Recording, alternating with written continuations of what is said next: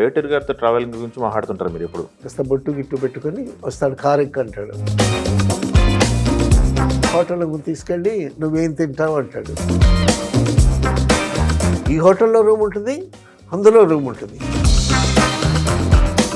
మనం ఆయన్ని ఫాలో అవ్వకపోతే మనం గదిలోనే ఉండిపోతాం, ఆయన వెళ్ళిపోతాడు. రాయాలయ్యా లవ్ సాంగ్ అంటారు.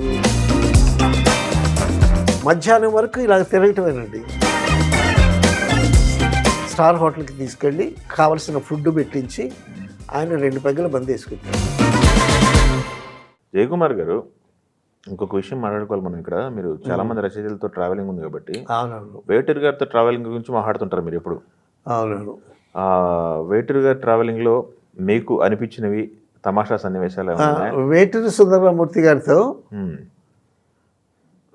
పాట రాయించుకోవటానికి సుందరరామూర్తి గారి ఇంటికి వెళ్తామండి. ఇంటికి వెళ్ళిన తర్వాత కాసేపు కూర్చుతో వచ్చేస్తానంటాడు. ఆయన స్నానం అది చేసి కాస్త బొట్టు గిట్టు పెట్టుకొని వస్తాడు, కారు ఎక్కి అంటాడు.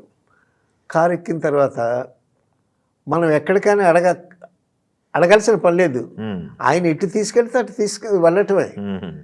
సాయంకాలం అయ్యేలాగా ఆయన దగ్గర నుంచి పాట తీసుకురావటం ప్రధానం.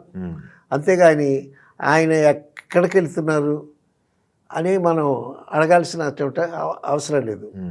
సరే, కారు ఎక్కితే హోటల్ రూమ్కి తీసుకెళ్తాడు ఆయన. హోటల్ రూమ్కి తీసుకెళ్ళి నువ్వేం తింటావు అంటాడు. అని అంటే ఏదో ఇడ్లీయో దోశ ఏదో చెప్తాం, తింటాం. తిన్న తర్వాత కూర్చుని పాట రాస్తాడు అనుకుంటాం.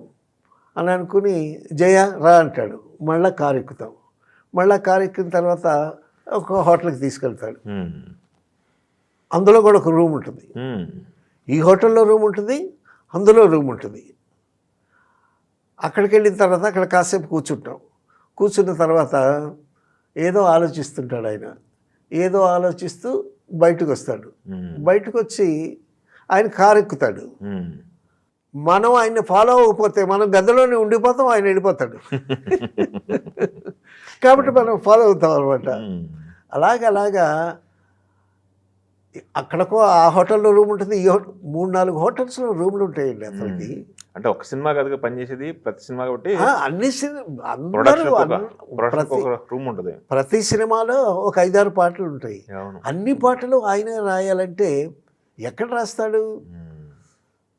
ఏమి రాయాలయ్యా లవ్ సాంగ్ అంటారు, ఏమి రాయాలి అని అంటే, గురువుగారు లవ్ అంటే వెన్నెల కదా, వెన్నెలకి చంద్రుడు కదా, చంద్రుడి మీద స్టార్ట్ చేయండి అని. చంద్రుడి మీద 10-12 పాటలు రాశానయ్యా అంటాడు. సరే, ఏదో గులాబీ మీద రాయండి, ఆ పూల మీద కూడా రాశానయ్యా అని అంటాడు. మరి ఏదో ఒకటి మీరే రాయండి గురువుగారు అని అంటే తిరుగుతా ఆలోచిస్తూ ఉంటాడు ఆయన. మనకు పాట ఇవ్వలేదని మనం కంగారు పడతాం, కానీ ఆలోచన ఎంత టెన్షన్ ఉంటుంది. మధ్యాహ్నం వరకు ఇలా తిరగటమేనండి. తిరిగిన తర్వాత ఇక స్ట్రెయిన్ అయిపోయి ఉంటుందేమో, రిలాక్స్ అవటం కోసం ఏదో మంచి 5 స్టార్ హోటల్కో స్టార్ హోటల్కి తీసుకెళ్ళి ఆయన మనకి కావలసిన ఫుడ్ పెట్టించి ఆయన 2 పెగ్గల బంద్ వేసుకుంటాడు. మందేసుకొని కాసేపు రిలాక్స్ అయ్యి నిద్రపోతాడు అనుకుంటే నిద్రపోడు, అప్పుడు ఆలోచిస్తూ ఉంటాడు. అలాగే ఆలోచించి సాయంకాలానికి ఒక పల్లవిస్తాడండి. ఒక పల్లవి ఇచ్చి ఇది చూపించుకురా డైరెక్టర్కి నచ్చుద్దో లేదో అని అంటాడు. అని అంటే డైరెక్టర్కి ఆయన రాసిన తర్వాత నచ్చకుండా ఉంటుందా? అదే కదా, డెఫినెట్గా బాగుంటుంది. పల్లవి ఓకే అన్న తర్వాత అప్పుడు దడమని చక్క పల్లవి చలనాలు వచ్చేస్తాయి. దాసనారాయణ గారి దగ్గరికి వచ్చి పాట రాయాలి వేటూరి సుందరరామూర్తి గారు. ఈయన వేటూరి సుందరరామూర్తి గారు వచ్చి ఒక కాగితం పెట్టి చూసి దాన్ని ఇట్ట ఉండ జుట్టి అలా మూలకి ఇసిరేశాడు. దాసనారాయణ గారు అడిగారు, ఏంటది అని. ఏదో పనికిరాని పాట అండి అని అన్నాడు. పనికిరాని పాట మీరు రాశారా అని అంటాడు. దర్శకుడికి పనికి రాలేదు, మరి పనికిరాని పాటే కదా అన్నాడు ఈయన. అని అంటే దాసనారాయణ గారు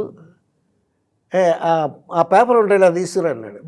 అని అంటే ఒక అసిస్టెంట్ అందించాడు. ఆ ఉండని తెరిచి చదివాడు దాసనారాయణ గారు. చదివి బాగానే ఉంది పాట, ఎందుకు నచ్చలేదు ఆయనకి నచ్చలేదండి అని అన్నాడు. ఈ పాట నేను సినిమాలో పెడతాను అన్నాడు దాసనారాయణ గారు. సినిమాలో పెట్టాడు ఆయన పాట.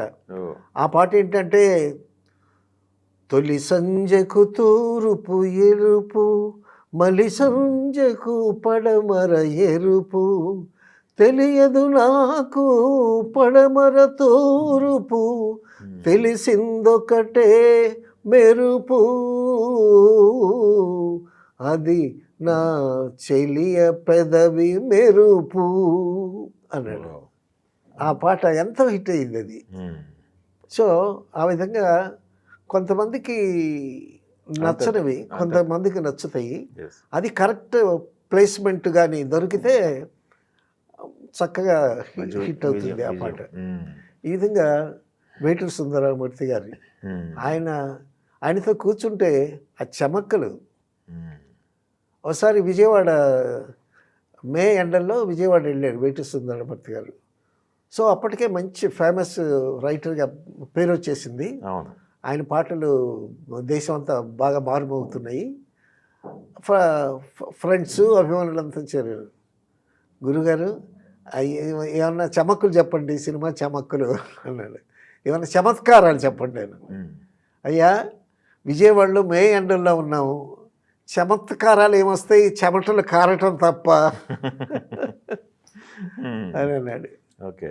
తర్వాత ఒకనొక సందర్భంలో ఒక పెద్ద ఆయన, గురుగారు మీరు అన్ని పాటలు రాస్తున్నారు, అన్ని సినిమాలకి పాటలు రాస్తున్నారు, చాలా కష్టపడుతూ ఉంటారు, డే అండ్ నైట్ రాస్తూ ఉంటారు, నిద్ర లేకుండా చాలా శ్రమ చేస్తున్నారు, మీ ఆరోగ్యం బాగానే ఉందా అని అడిగారు. అని అడిగితే ఈయన ఏం చెప్పాడు తెలుసండి, ఆ రోగం బాగానే ఉంది అన్నాడు. అలాగా వేటూరి సుందరమూర్తి అద్భుతమైనటువంటి ఆ సరస్వతి ఆ నాలుక మీద అలా ఆడుతుందండి. థ్యాంక్ యూ అండి. Thank you very much. Okay.